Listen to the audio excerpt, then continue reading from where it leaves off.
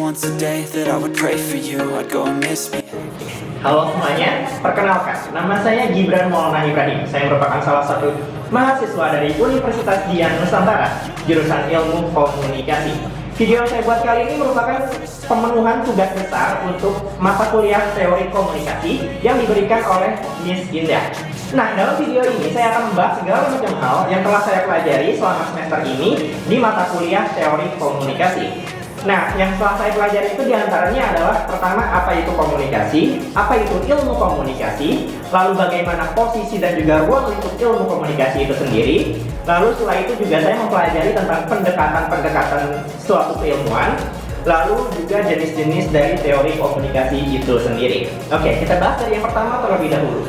Komunikasi. Apa sih yang dimaksud dengan komunikasi? Komunikasi pada dasarnya adalah suatu proses penyampaian informasi ataupun pesan dari satu pihak kepada pihak lainnya dengan menggunakan berbagai macam simbol yang disepakati dan dipahami bersama.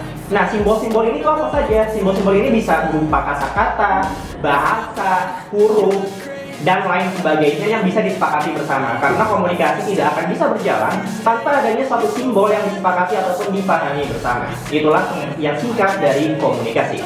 Lalu jika dikaitkan dengan suatu keilmuan, apa sih itu ilmu komunikasi? Ilmu komunikasi adalah segala macam keilmuan yang mempelajari secara mendalam tentang bidang komunikasi. Nah, ilmu komunikasi ini punya posisi dan ruang lingkup. Apa itu posisi dan ruang lingkupnya? Posisi dan ruang lingkup ilmu komunikasi adalah ilmu komunikasi diletakkan sebagai ilmu yang multidisipliner. Ini artinya ilmu komunikasi tidak bisa berdiri sendiri tanpa adanya bantuan dari ilmu-ilmu lainnya. Dengan kata lain, ilmu komunikasi merupakan serapan dari berbagai ilmu yang ada di dunia ini, khususnya ilmu sosial. Nah, ilmu komunikasi ini tidak menolak teori dari ilmu-ilmu lainnya dengan mengedepankan alasan bahwa hal itu akan berguna demi kebenaran yang menyeluruh. Oke, tadi kita sudah membahas soal komunikasi dan juga ilmu komunikasi serta posisi dan ruang lingkupnya. Lalu bagaimana dengan pendekatan-pendekatan keilmuan itu sendiri? Pendekatan keilmuan itu terbagi menjadi tiga. Yang pertama ada pendekatan saintifik, lalu yang berikutnya ada pendekatan humanistik, berikutnya lagi ada pendekatan social science. Kita bahas dari pendekatan saintifik terlebih dahulu. Aliran pendekatan saintifik ini biasa digunakan untuk kalangan ilmu-ilmu eksakta seperti fisika, biologi, kimia, kedokteran, matematika, dan lain sebagainya. Nah, pendekatan ini didasarkan pada data-data yang dapat diukur, cermat, dan dapat dipertanggungjawabkan kebenarannya. Nah, pendekatan ini mengasosiasikan ilmu dengan prinsip subobjektivitas. Sekali lagi, pendekatan ini mengasosiasikan ilmu dengan prinsip objektivitas yang menekankan pada prinsip standarisasi, observasi, dan juga konsistensi. Lalu, pendekatan berikutnya adalah pendekatan humanistik.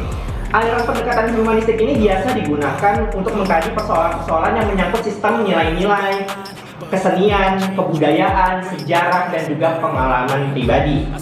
Nah, pendekatan ini didasarkan pada pendeskripsian suatu masalah ataupun suatu kasus secara mendalam dengan mengasosiasikan ilmu dengan prinsip subjektivitas yang berdasarkan atau menekankan pada kreativitas individu. Lalu berikutnya adalah pendekatan social science. Apa itu pendekatan social science? Pendekatan social science bisa dikatakan adalah gabungan dari pendekatan saintifik dan pendekatan humanistik. Mengapa ada pendekatan social science? Karena prinsip objektivitas itu diperlukan untuk mencapai kesepakatan ataupun konsensus mengenai hasil penelitian, walaupun memang hasil penelitiannya merupakan hasil yang relatif.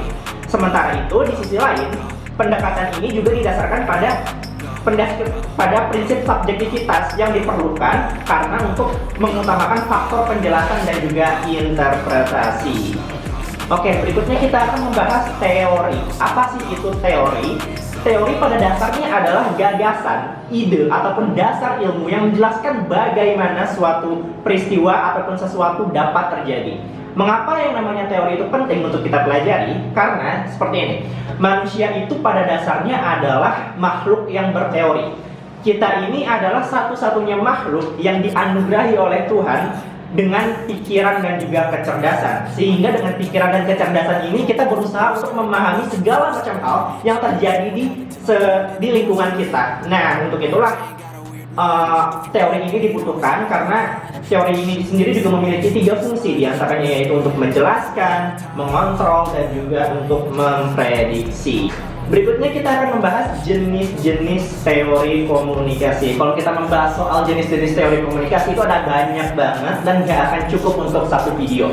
Tapi ya, untuk yang saya pelajari selama semester ini, teori komunikasi itu sendiri terbagi menjadi 2. Yang pertama yaitu adalah teori komunikasi secara umum, dan juga yang kedua adalah teori kontekstual. Kita bahas dari segi teori umum terlebih dahulu. Teori umum ini juga dibagi lagi nih menjadi 4. Yang pertama ada teori struktural dan fungsional, yang kedua ada teori behavioral dan kognitif, yang ketiga ada teori konvensional dan interaksional, dan yang terakhir adalah teori kritis dan interpretatif. Kita bahas satu persatu ya. Yang pertama ada teori fungsional dan struktural. Apa sih teori fungsional dan struktural ini? Nah, teori ini tuh memaknai masyarakat sebagai suatu struktur yang saling berhubungan antar satu dengan yang lainnya. Nah, teori ini mempunyai analogi masyarakat itu sebagai tubuh manusia yang terdiri dari berbagai macam organ yang saling terhubung sehingga membentuk tubuh manusia. Seperti yang kita lihat kan, manusia itu punya kepala, punya tangan, kaki, pundak, lalu kalau misalnya organ dalamnya itu ada jantung, otak, hati, dan lain sebagainya, yang dimana struktur organ ini tuh saling terhubung satu sama lain dan terciptalah manusia. Nah, teori fungsional dan struktural menganggap masyarakat ini sama seperti manusia. Dia merupakan suatu struktur yang saling berhubungan. Kalau kita berbicara masyarakat gitu ya, kita melihat masyarakat itu terdiri dari berbagai macam struktur. Mulai dari struktur pendidikan, struktur ekonomi, struktur politik, struktur hukum, struktur budaya, hingga struktur agama. Nah, semua struktur di masyarakat ini saling berkaitan satu sama lain, lalu akhirnya menciptakan suatu masyarakat yang akhirnya memudahkan kita untuk bisa beraktivitas sehari-hari, termasuk dalam aktivitas kita ketika berkomunikasi. Nah, ada 2 penekanan nih dalam teori ini.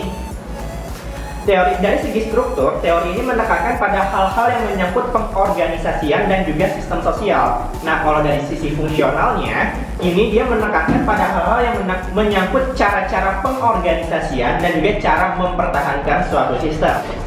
Ciri umum dari teori ini adalah kepercayaan ataupun pandangan tentang berfungsinya secara nyata struktur yang berada di luar diri pengamat. Nah, menurut pandangan ini, pengamat merupakan bagian dari struktur, sehingga cara pandang dia akan dipengaruhi oleh struktur-struktur yang berada di luar dirinya tadi. Nah, itu dia soal teori fungsional dan struktural. Kita bahas teori umum kedua, yaitu teori behavioral dan kognitif. Nah, teori behavioral dan kognitif ini pada dasarnya memusatkan pandangannya kepada manusia secara individual. Nah, salah satu konsep pemikiran dari teori ini yang sangat terkenal itu adalah model SR atau stimulus dan respon, di mana teori ini melihat komunikasi itu terjadi ketika ada satu orang yang memberikan stimulus kepada orang lain, lalu orang lain ini yang diberi stimulus ini dia akan merespon stimulus tersebut sehingga terjadilah komunikasi di sana.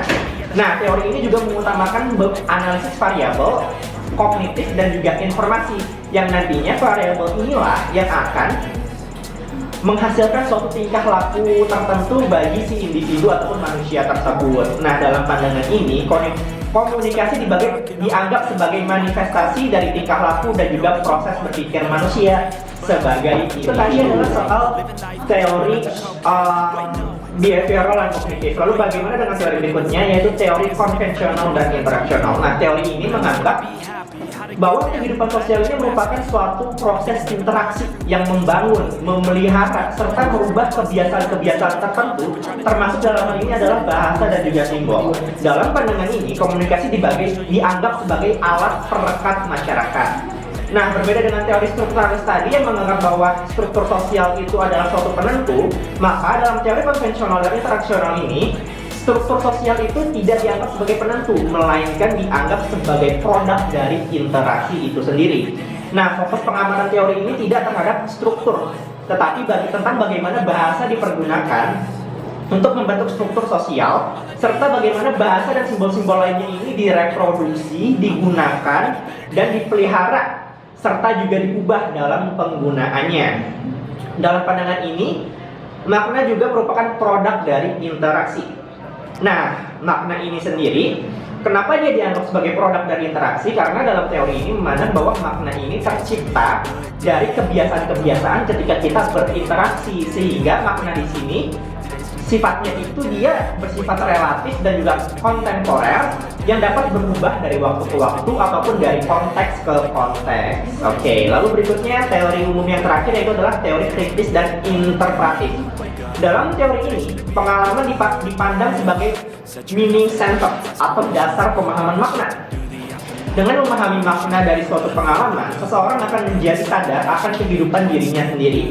Dalam hal ini, bahasa menjadi konsep yang sentral. Kenapa? Karena bahasa dianggap sebagai kekuatan yang mengemudikan pengalaman manusia. Nah, hal ini akhirnya membuat dua karakteristik penting dalam teori ini. Yang pertama, penekanan terhadap subjektivitas yang didasarkan pada pengalaman individual. Lalu yang berikutnya adalah tentang makna atau meaning yang merupakan konsep kunci dari teori-teori ini. Itu tadi adalah penjelasan tentang teori umum. Lalu bagaimana dengan teori berikutnya, yaitu teori kontekstual. Nah, kalau teori kontekstual ini, dia memandang komunikasi berdasarkan konteksnya. Nah, komunikasi berdasarkan konteksnya itu terdiri dari berbagai macam. Yang pertama itu ada komunikasi intrapersonal, komunikasi interpersonal, lalu berikutnya lagi ada komunikasi kelompok, komunikasi organisasi, komunikasi massa, komunikasi publik, komunikasi digital, hingga komunikasi lintas budaya. Nah, kalau saya ditanya di antara komunikasi yang di antara teori komunikasi yang telah saya jelaskan tadi atau yang telah saya pelajari selama ini, mana sih yang menurut saya paling menarik? Jujur saja menurut saya yang paling menarik itu adalah teori kontekstual. Kenapa sesimpel? Karena kontekstual ini lebih mudah dipahami daripada teori yang secara umum gitu. Nah, teori kontekstual yang saya maksud di sini lebih tepatnya itu ada di teori kontekstual yang pertama, yaitu komunikasi intrapersonal. Mengapa saya merasa tertarik dengan komunikasi intrapersonal? Karena dalam penjelasannya komunikasi intrapersonal ini memang menjadi dasar gitu bagi manusia untuk bisa melakukan komunikasi. Sebelum seorang manusia bisa melakukan komunikasi dengan manusia lainnya, dia harus bisa mengenal dirinya sendiri terlebih dahulu. Karena jujur saja saya sendiri memang bukan orang yang sudah mengenal jati diri saya 100%. Saya masih labil lah bisa dibilang untuk diri saya sendiri. Saya masih belum tahu tentang jati diri saya, sehingga saya merasa tertarik dengan teori komunikasi intrapersonal ini. Nah, itu adalah segala macam hal-hal yang telah saya pelajari di teori komunikasi yang diberikan oleh Miss Indah ini. Lalu berikutnya adalah tentang mungkin koreksi saya terhadap kinerja Miss Indah sebagai dosen. Jujur saja saya di sini bukan menjilat Miss Indah ya buat dapat nilai bagus enggak. Tapi jujur aja kalau buat gimana ya, pengajaran di antara dosen-dosen lain saya juga paling menyambung sama Miss Indah sih. Jujur aja, bukan berarti dosen yang lain itu jelek atau gimana ya, cuma kan di antara ibarat kata kita kan punya kecocokan lah. Kalau bagi saya sendiri itu saya suka dengan cara pengajarannya Miss Indah, cepat, nggak bertele-tele tapi masuk begitu. Dan ibarat kata kalau misalnya kita ngelakuin presentasi ada yang salah atau gimana, Miss Indah bisa dengan bisa mengkoreksi itu dengan baik, sehingga kita tuh kalau belajar di kelas santai aja gitu, nggak takut salah gitu sih. Paling itu sih kalau penilaian saya soal Miss Indah. Oke, mungkin itu saja yang bisa dapat saya sampaikan dalam video saya kali ini. Mohon maaf atas segala kekurangannya. Terakhir, nama saya Gibran. Mengucapkan terima kasih atas perhatiannya. Wassalamualaikum warahmatullahi wabarakatuh. Picking up the pieces, fixing scars from this. Is this an argument or just the start of it? I wanna drive away so I can be so far from it.